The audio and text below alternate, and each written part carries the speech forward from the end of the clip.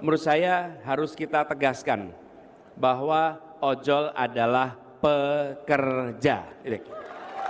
Itu jelas. Jadi walaupun di undang-undangnya itu disebut sebagai pekerja di luar hubungan kerja, tapi disebut sebagai semata-mata mitra saja, itu juga menurut saya tidak tepat. Teman-teman sekalian, kami melihat di beberapa negara, ini praktek beberapa negara, ada yang melakukan perubahan menjadikan mereka sebagai pekerja di dalam perusahaan online. Ada yang menjaga bentuk sebagai kontraktor independen, okay, atau mitra. Nah, di beberapa tempat kita menyaksikan ketika itu dimasukkan jadi pekerja, yang terjadi justru peningkatan biaya, ujungnya justru malah beberapa memutuskan keluar dari bisnis, yang akhirnya malah merugikan. Di sisi lain, independen kontraktor atau mitra, kita menyaksikan mereka tidak mendapatkan hak-hak yang penuh, yang seharusnya sebagai orang yang bekerja. Jadi menurut saya prinsipnya pekerja, lalu kita harus duduk bersama untuk merumuskan pola yang barangkali kalau Indonesia berhasil, Indonesia bisa menjadi negara pertama yang merumuskan pola kerja hubungan antara aplikator dengan pekerja.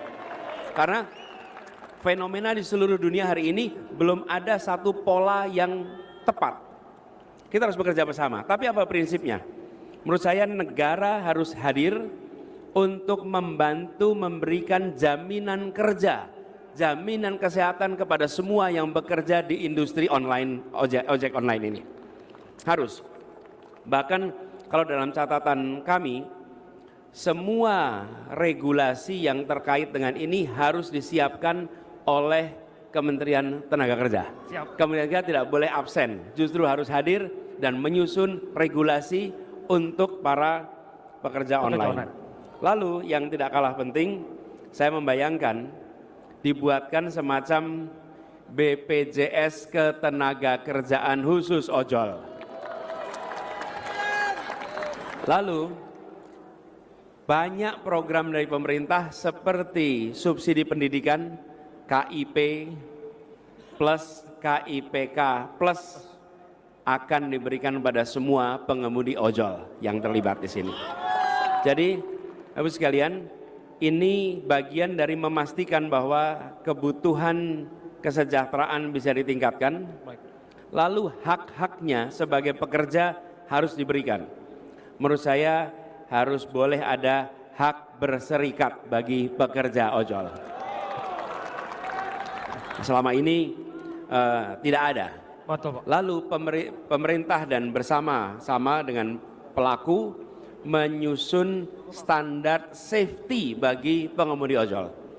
Karena kita tahu banyak sekali kejadian kecelakaan karena tidak ada batasan jam kerja, tidak ada unsur kontrol, dan kelelahan itu sangat bisa terjadi.